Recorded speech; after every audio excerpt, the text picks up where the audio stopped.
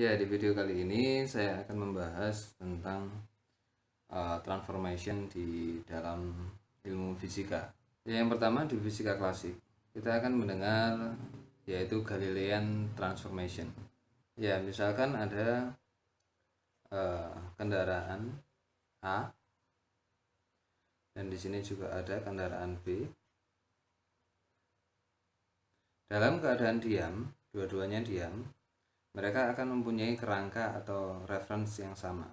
A mempunyai bidang yaitu X, Y, dan Z yang sama dengan B yaitu X, Y, dan Z. Bagaimana jika salah satu kendaraan tersebut bergerak? Ini adalah B yang tetap diam dan ada kendaraan A di sini yang bergerak dengan kecepatan yaitu V. Sedangkan B di sini kecepatannya adalah 0 atau diam. Nah, di depan ada sebuah benda dengan jarak 1 meter terhadap A.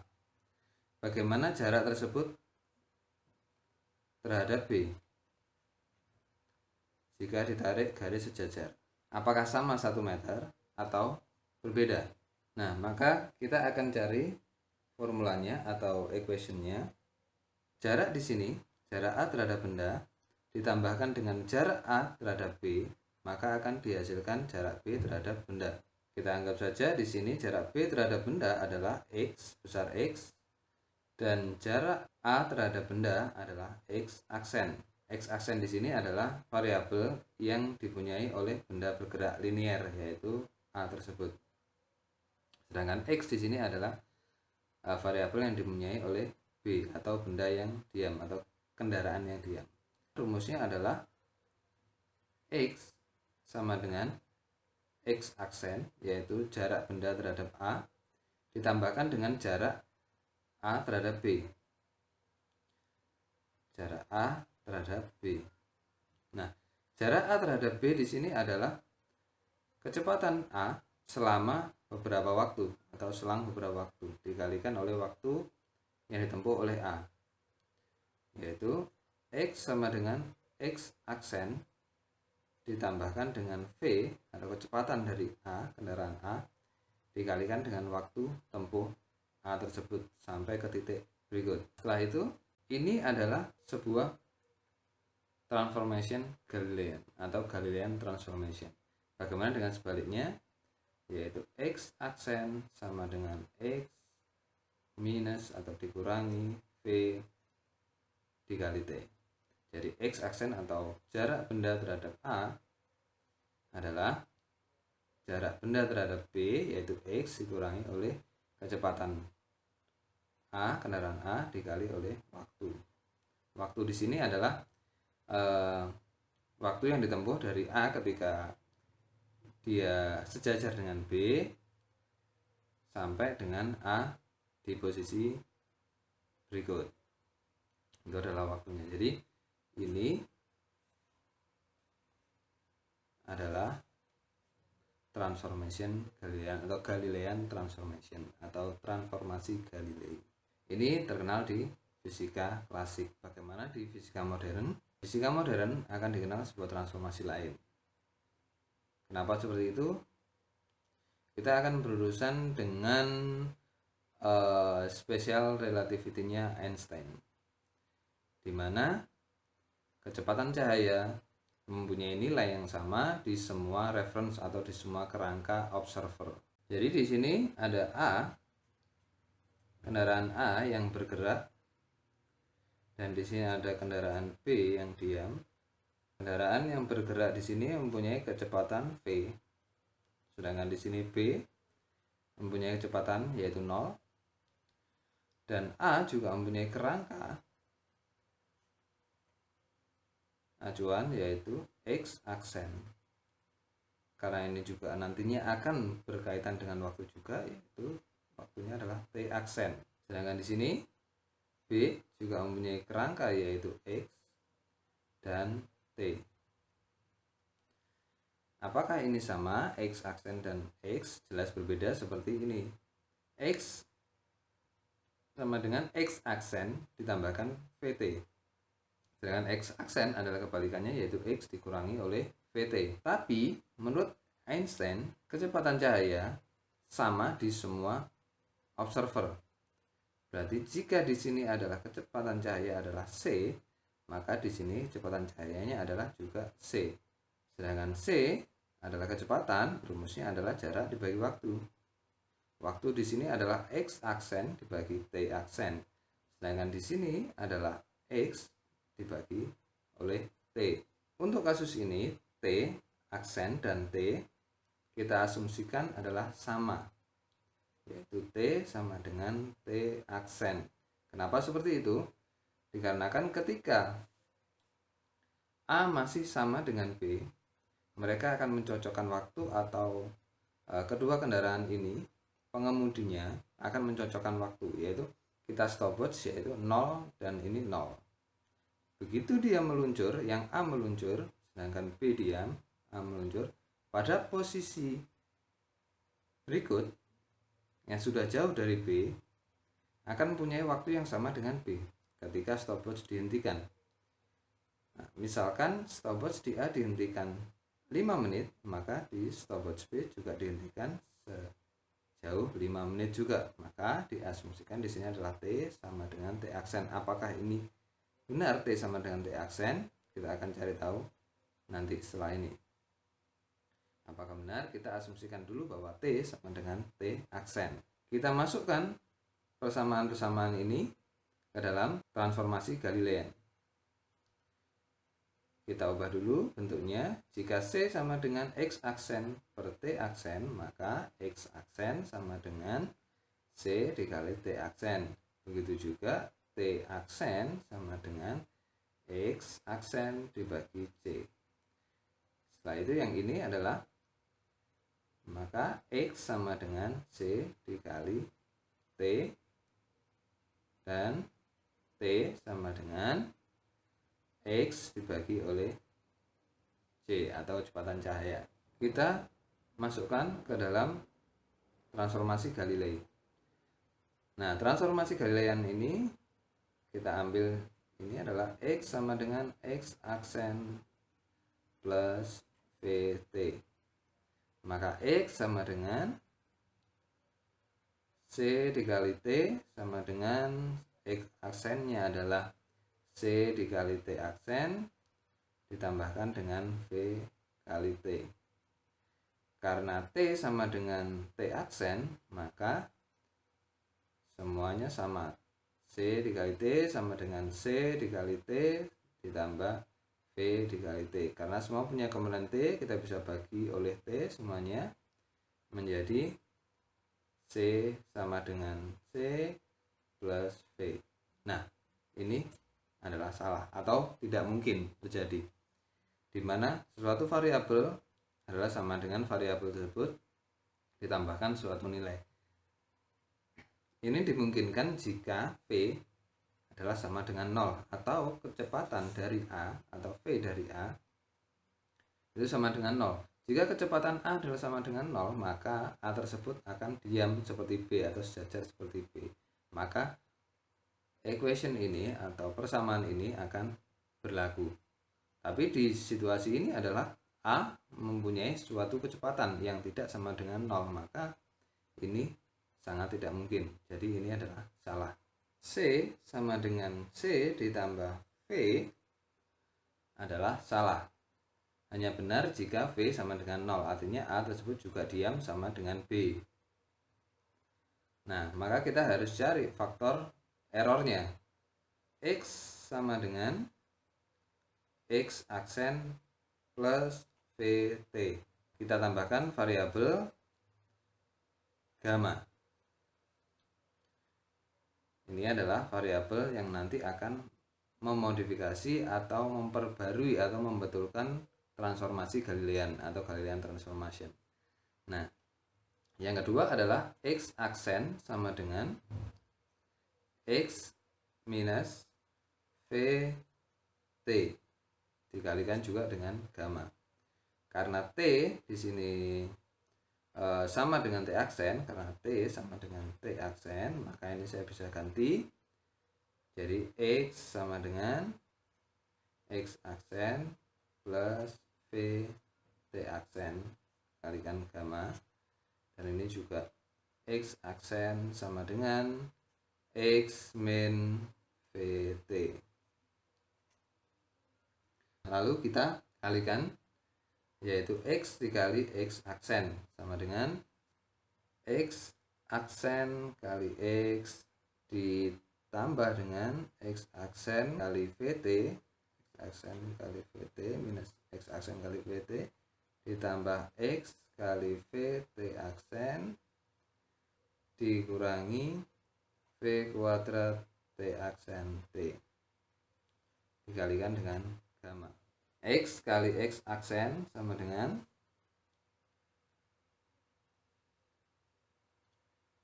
X aksen kali X min, di sini ada T, maka X aksen dikali T ini adalah sama dengan X per C, atau V kali X per C ditambah X V T aksen adalah X aksen per C minus V kuadrat T aksen adalah X aksen per C, T adalah X per C dikali dengan gamma. Nah, kalau kita susun ulang agar semua memiliki X kali X aksen adalah, di sini kita samakan, kita balik jadi X kali X aksen. Di sini juga ada, di sini minus, di sini ada X dikali X aksen dikali V per C. Ini juga ditambah X dikali X aksen V per C minus X kali X aksen kali V kuadrat per C kuadrat kalikan oleh gamma. Ini adalah sama, kita bisa coret. Nah, hanya tinggal X kali X aksen sama dengan X aksen minus X aksen V kuadrat dibagi C kuadrat dikali dengan gamma. Maka kita coret semuanya di sini. Ini dibagi X kali X aksen adalah 1 sama dengan 1 minus, di sini ada gamma yang dikalikan, gamma dikali oleh gamma, maka di sini adalah gamma kuadrat. Maaf, ini adalah gamma kuadrat. Jadi di sini 1 minus V kuadrat per C kuadrat dikalikan oleh gamma kuadrat. Ini jika kita pindah ke sini adalah 1 minus V kuadrat per C kuadrat dikalikan gamma sama dengan 1, maka gamma kuadrat sama dengan 1 dibagi 1 minus V kuadrat per C kuadrat. Maka gamma adalah 1 dibagi akar dari 1 minus V kuadrat per C kuadrat. Inilah yang disebut Lorentz faktor. Nah, ini adalah Lorentz faktor atau faktor error untuk memperbarui atau membetulkan transformation Galilean atau transformasi Galilean atau Galilean transformation. Ya, kita telah menemukan yaitu Lorentz faktor, yaitu gamma sama dengan 1 dibagi akar 1 minus V kuadrat per C kuadrat. Nah, itu adalah Lorentz faktor. Kita akan membuktikan untuk variabel waktu. Untuk variabel waktu, yaitu apakah T sama dengan T aksen. Nah, kita akan masukkan juga di transformation, di Galilean transformation. Yaitu di situ adalah X sama dengan X aksen plus VT dikalikan dengan gamma. X di sini adalah C dikali T. Di sini adalah X aksen yaitu C dikali T aksen plus V. T di sini adalah X per C kalikan dengan gamma. Untuk mengetahui waktu atau T kita bagi dengan dengan C, semuanya dibagi oleh C. Jadi CT dibagi C menjadi T. Lalu di sini jadi T aksen. Lalu di sini adalah V X per C kuadrat dikali gamma. Nah, ternyata T itu tidak sama dengan T aksen, tapi T sama dengan T aksen plus V dikali X dibagi C kuadrat dikali oleh gamma. Berarti ini adalah salah. Nah, sedangkan yang kedua adalah X aksen sama dengan X minus V kali T dikali oleh gamma. Lalu X aksen adalah CT aksen sama dengan X di sini adalah C dikali T. Lalu V di sini adalah X per C dikalikan oleh gamma. Maka T aksen sama dengan T minus V X per C kuadrat dikalikan oleh gamma. Nah, ini adalah Lorentz transformation. Berikut juga dengan ini.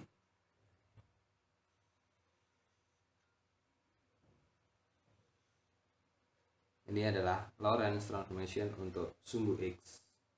Dan ini adalah Lorentz transformation untuk waktu. Nah, lalu apakah Galilean transformation itu salah?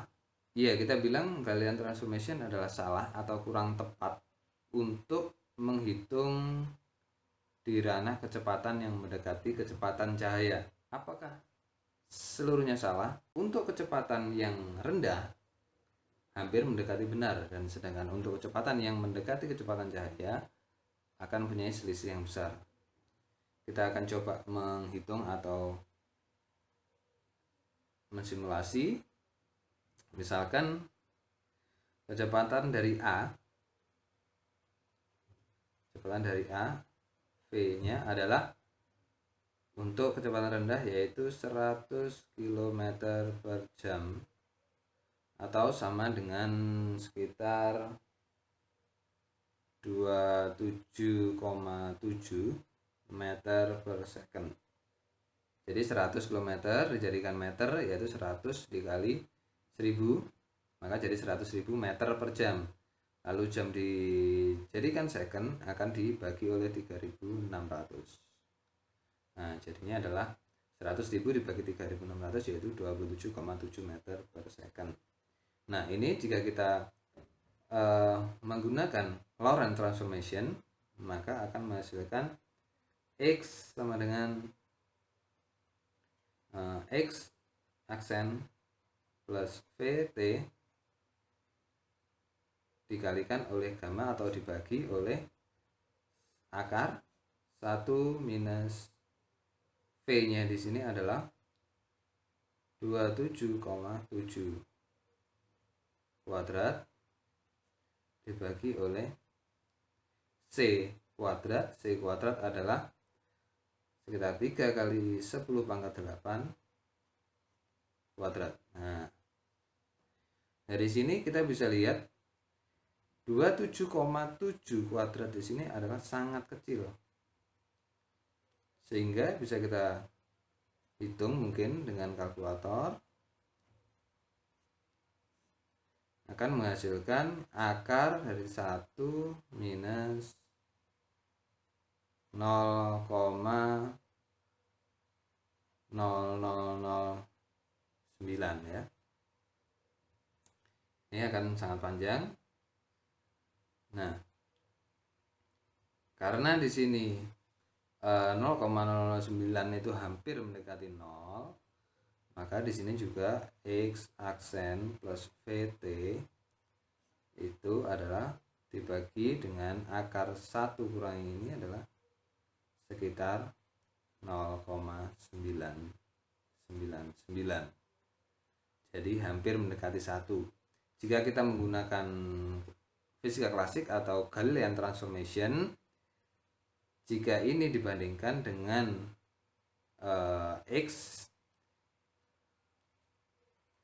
yang menggunakan Galilean transformation, yaitu X hanya sama dengan X aksen plus VT, maka akan hampir sama, yaitu hanya selisih di sini adalah 1,0001 dibanding dengan 1, hanya selisih.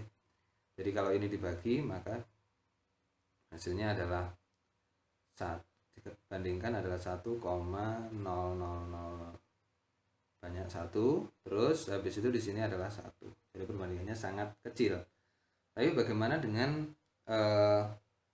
jika kecepatannya mendekati kecepatan cahaya? Jika kecepatannya mendekati kecepatan cahaya, untuk A, V-nya di sini adalah sekitar 0,9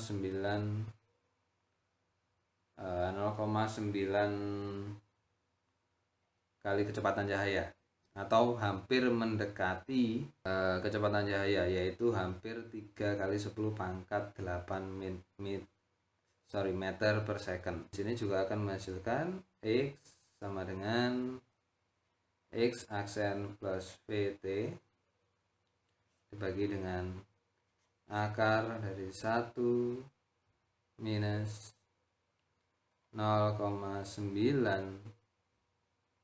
C kuadrat dibagi dengan C kuadrat. Maka di sini adalah X sama dengan X aksen ditambahkan dengan VT akar dari 1 minus 0,81. Coba hitung sendiri, mungkin saya salah, tapi di sini saya akan menggunakan 0,81 C kuadrat dibagi oleh C kuadrat. Nah, jadi di sini masih mendekati kecepatan cahaya. Ini coret. Nah, seperti apa? Maka X sama dengan X aksen plus VT dibagi dengan akar dari 1 dikurangi 0,81 adalah 0,819, yaitu X aksen plus VT dibagi oleh akar dari 0,19. Iya, jadi akar 0,19 itu sekitar 0,4 sekian ya, 0,4 sekian. Maka perbandingannya adalah X di sini berarti 1 dibagi 0,4 itu adalah sekitar 2,5. Di sini adalah 2,5 X aksen plus VT. Nah, di sini adalah perbandingannya adalah 2,5, sedangkan kalau misalkan kita menggunakan klasik atau menggunakan Galilean transformation hanya X aksen plus VT. Hanya seperti ini. Maka akan sangat beda jauh. Jadi perbandingannya adalah 2,5 banding 1. Nah, melesetnya akan jauh. 2,5 ini kalau misalkan 1 meter adalah selisihnya 2,5 berarti 2,5 meter. Sedangkan di sini masih menghitung adalah 1 meter, di sini adalah 2,5 meter. Sedangkan kalau kilometer 1 kilometer, maka di sini 2,5 kilometer dan di sini masih 1 kilometer. Selisihnya akan sangat jauh. Jika kita menggunakan klasik untuk menghitung suatu kecepatan yang mendekati kecepatan cahaya dengan menggunakan hitungan klasik, maka selisihnya akan berbeda jauh. Dan untuk kecepatan yang rendah seperti misalkan tadi 100 km, masih selisihnya adalah sangat sedikit. Jadi kita menggunakan Galilean transformation ataupun Lorentz transformation itu tidak terlalu berpengaruh, tidak terlalu beda jauh.